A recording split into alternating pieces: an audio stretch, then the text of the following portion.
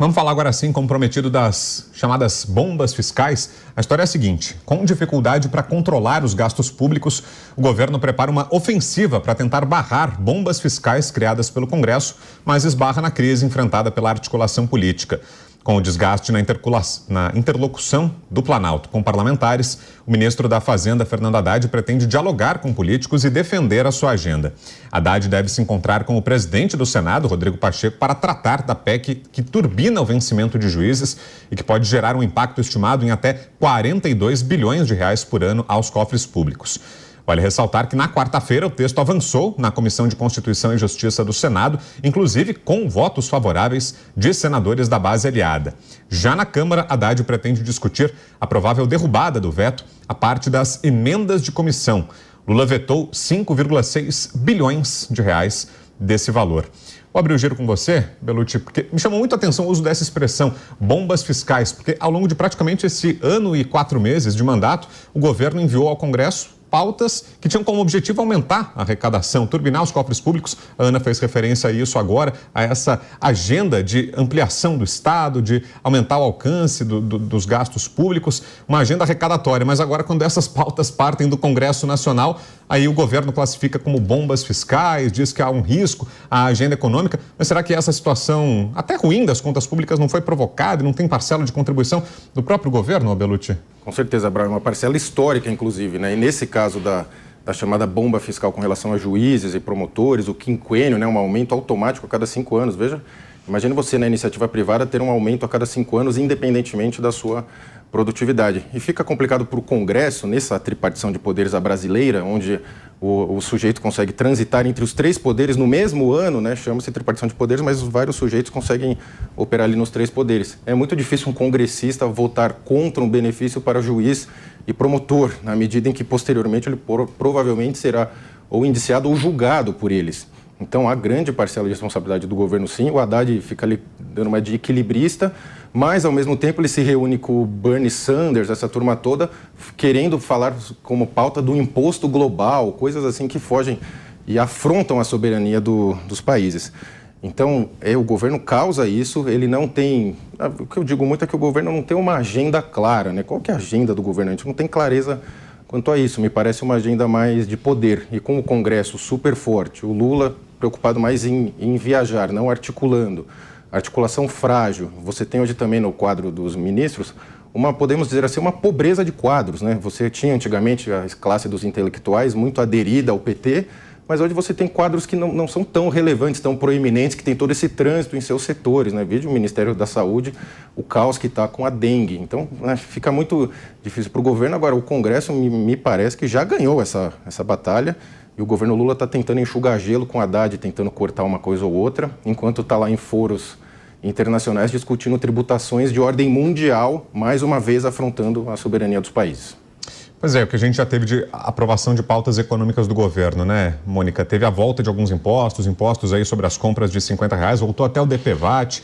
A reforma tributária, que muita gente diz que na prática especialistas, né, analistas que fizeram as contas, imaginam que vai haver um aumento da carga tributária na prática, pode ter uma simplificação do sistema de um lado, mas vai fazer com que o brasileiro pague mais imposto. O próprio arcabouço fiscal, que deu mais liberdade ao governo para expandir gastos públicos. Mudanças agora no setor elétrico também, que muitos estudiosos apontam que no futuro vão acabar não sendo vantajosas para o consumidor, pode ter um alívio momentâneo, mas a conta que vem lá na frente é ainda pior. Será que tudo isso não é uma verdadeira bomba fiscal, Mônica? Reoneração das empresas, né? Reoneração das empresas. Foi uma grande coisa. Tem 2 questões aí, Brown. Primeiro é a questão das emendas parlamentares, que foi citado aqui, mais 5 bilhões para emendas. E agora falando em emendas de comissão, a gente sabe que agora tem também emenda de bancada. Essa questão das emendas é muito séria, né? O pessoal fala que acabou o orçamento secreto era o grande problema no governo Bolsonaro, só que ele deixou de ser secreto, mas ele continua sendo uma aberração, ele continua sendo um valor absurdo que continua sendo dado em envelopinhos para que os parlamentares usem com fins eleitoreiros. Esse é o grande problema da emenda. Então, tem que começar a mexer nisso. E a segunda questão é a questão do equilíbrio fiscal, que o governo... Que bom, continua falando em equilíbrio, em déficit zero, em organizar essas contas, porém continua se olhando o lado da receita. Para atingir o equilíbrio, não estamos tendo receita suficiente para pagar as contas, vamos aumentar a receita. E aí tudo isso que você falou, Brown, todas essas formas de aumentar a arrecadação. Mas a gente precisa mexer no gasto. O Brasil gasta mal. O Leandro vai falar, precisa gastar mais. Precisa gastar direito. Quando a gente fala na PEC do quinquênio, esse valor adicional a cada 5 anos, esquece de falar na promoção por tempo de serviço, onde a pessoa fica ali também sem nenhuma análise de performance, sem análise de meta, e vai progredindo na carreira pública e vai, portanto, tendo aumento de salário. Isso são reformas estruturais, a reforma administrativa que tem que acontecer, a reforma política para rever os fundos milionários eleitoral e partidário. Precisa financiar a democracia? Sim, mas de uma forma inteligente, transparente. Essas questões continuam não sendo abordadas na discussão e são fundamentais. Agora, um ponto que chama atenção aqui, né, Ana, é essa PEC que aumenta salários de juízes integrantes do Ministério Público. Aí, de fato, é uma questão muito, como é que eu vou dizer, desproporcional à nossa realidade, né? Olhando aqui para o cenário econômico, para a dificuldade das contas públicas, para a remuneração que eles já têm hoje, né? Juízes e Ministério Público certamente não estão entre as categorias que mais precisam de aumento, né? E aí não é uma pauta do governo, né? Como a gente falou no início. O governo até faz oposição, porque está preocupado aí com o rombo que pode ter, mas teve senador da base governista que votou a favor na CCJ. Aí, independentemente de onde venha, é uma pauta realmente muito nociva, né? É uma pauta muito nociva, sim, porque nós estamos falando de uma elite, né? Que a gente acabou de falar aqui da necessidade de diminuir desigualdades no país. Então, a gente vem agora aumentar ainda mais o nosso déficit através de beneficiar quem já é bem beneficiado, né? Quem já está bem na situação do país, né? Agora, me parece que o governo, durante todo o ano de 2023 e esse início de 2024, ele fez esses aumentos de gastos naquelas pautas que lhe eram prioritárias e interessantes, atendendo os setores da sociedade que lhe eram interessantes, né? Nós temos aí o exemplo da Lei Rouanet, nós temos vários exemplos. Então, neste momento, o que acontece? Nós estamos vendo o pior desempenho do Brasil no mês de fevereiro agora passado.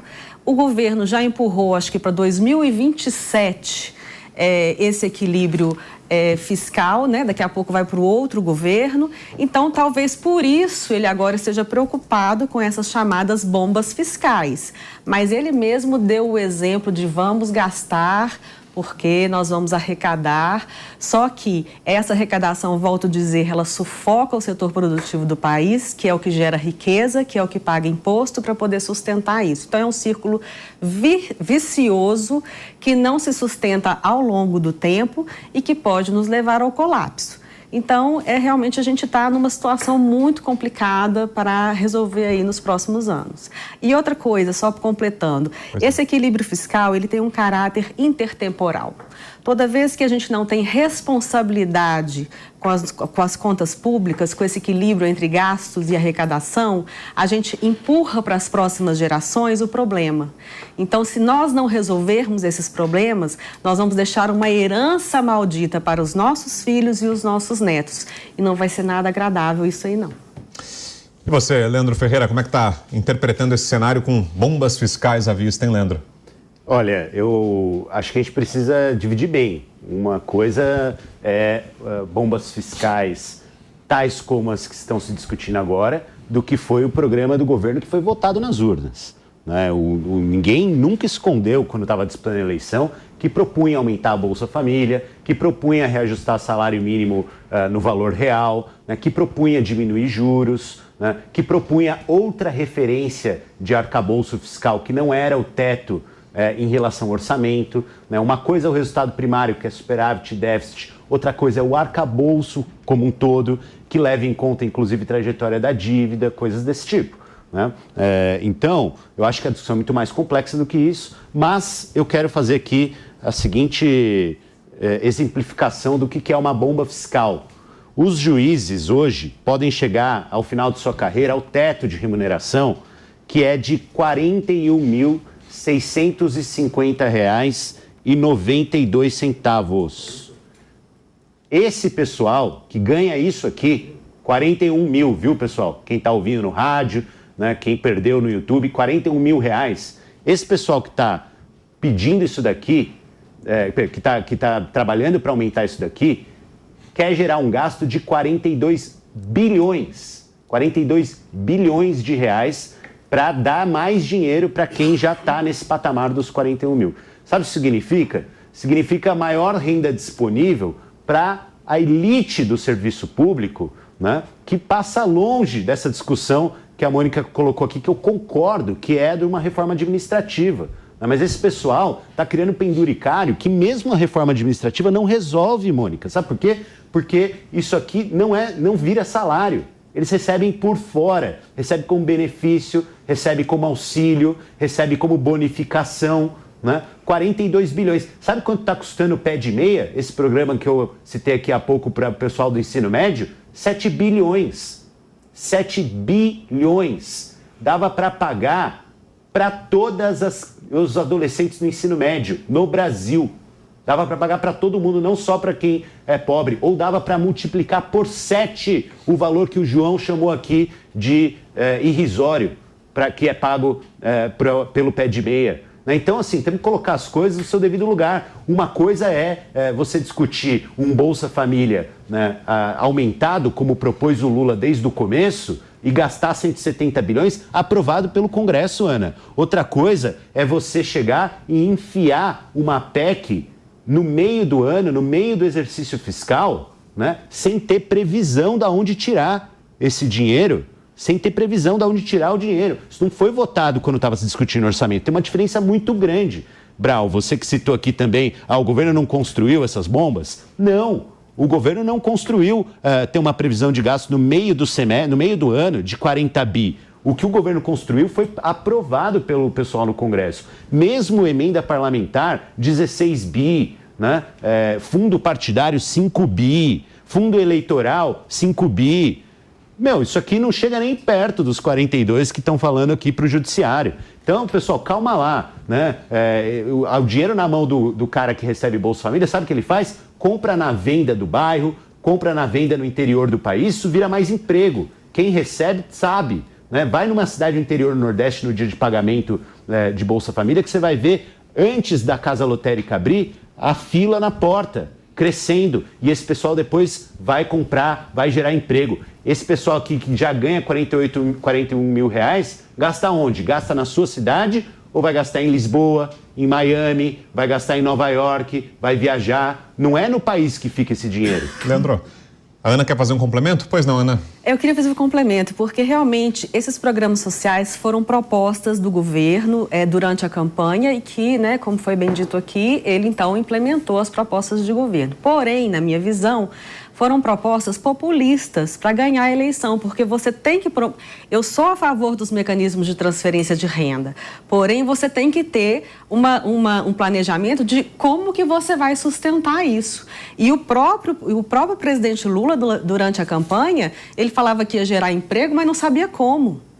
Então, eu vou aumentar o Bolsa Família, eu vou aumentar isso, eu vou fazer isso, mas de onde vai sair esse dinheiro? Isto é responsabilidade fiscal. Não é só falar que vai fazer para ganhar a eleição e depois fazer, e aí as contas que a gente fique aí nessa situação empurrando para 2025, 2026, 2027, uma tentativa de solucionar esses problemas. João chamou, depois volto contigo, Leandro. Pois não, João? Só colocar que o valor que o Leandro mencionou, que eu falei que é irrisório, ele é irrisório no sentido de que ele é pouco, o valor é pequeno e não ataca o problema da educação e nem é um valor transitório, ele acaba sendo definitivo e você tem um impacto eleitoral gritante, é evidente. E não ataca o problema da educação brasileira, que é uma educação paulo-freiriana, vitimista, onde a gente não aprende empreendedorismo, aprende que o Brasil é sempre vítima no processo histórico, até quando é protagonista, o Brasil é errado. Então, eu acho que não ataca o principal problema, que é a educação. Vide a nossa formação e a formação dos jovens. Qualquer empreendedor hoje argumenta que até evita contratar jovens pela formação deficitária dos jovens. É isso. Diga, Leandro. Não, antes de voltar ao ponto que eu queria com a Ana Paula, eu quero convidar o João Belucci, nosso amigo, colega aqui na bancada, para sair daqui. Se quiser, a gente vai agora mesmo, João, lá no acervo do professor Paulo Freire, que fica aqui pertinho, né? A biblioteca onde ele trabalhava. Você vai ver lá, João, como eu tenho ido visitar, inclusive para conhecer mais, fazer pesquisa sobre educação, você vai ver os livros do Paulo Freire traduzidos para o chinês, você vai ver os livros do Paulo Freire traduzidos para o coreano, você vai ver os livros do Paulo Freire traduzidos para o alemão. Não estamos falando da Ursal, da América Latina. Mas o que é isso que impacta na educação brasileira? Estou dizendo que quem critica o Paulo Freire gosta de dizer que o modelo da Coreia do Sul é melhor, que o modelo chinês é melhor, que o modelo japonês é melhor, que o alemão é melhor. Vai lá ver que esse pessoal está traduzindo e consumindo o Paulo Freire muito mais do que se consome aqui no Brasil. Quisera esse país se basear muito mais no seu processo educacional, na obra do professor Paulo Freire, na experiência que ele teve. Prega a revolução pela educação. O meu filho estudou até o ano passado em uma EMEI na escola da Prefeitura de São Paulo, onde o Paulo Freire foi secretário de Educação e era a melhor escola que eu podia ter para o meu filho, em tempo integral, uma EMEI muito bem construída, com árvore, com parquinho, com séries multisseriadas, lá na Lapa, a EMEI Ana Maria Popovic, para quem eu mando um abraço lá para o corpo docente, que era de primeira. Agora, voltando aqui ao ponto que colocou a Ana Paula, eu só queria dizer o seguinte, o Bolsa Família, Ana Paula, ele se paga. O efeito multiplicador de colocar o dinheiro na mão de uma pessoa que precisa consumir, ele faz com que a economia do país cresça mais do que aquele gasto que foi feito. No caso do Bolsa Família, isso já foi medido várias vezes, né? Mas o número mais conhecido é que para cada R$1 no Bolsa Família, o país cresce R$1,78. Esse dinheiro fica lá nos municípios, na maior parte do tempo, fica lá nos municípios onde está a maior parte da população que recebe Bolsa Família ou nas periferias. Porque, pasmem, você falou aqui do estado de São Paulo, Ana Paula, o estado de São Paulo e a cidade de São Paulo são as localidades com maior número de beneficiários do Bolsa Família neste país. O pessoal gosta de dizer que é no Nordeste que tem pobreza. Pelo tamanho da população. Pelo tamanho da população, e a população absoluta pobre na cidade de São Paulo é muito maior. Se fosse um estado, a cidade de São Paulo seria o 14º estado em número de beneficiários do Bolsa Família, à frente na maior parte do que os estados do Nordeste.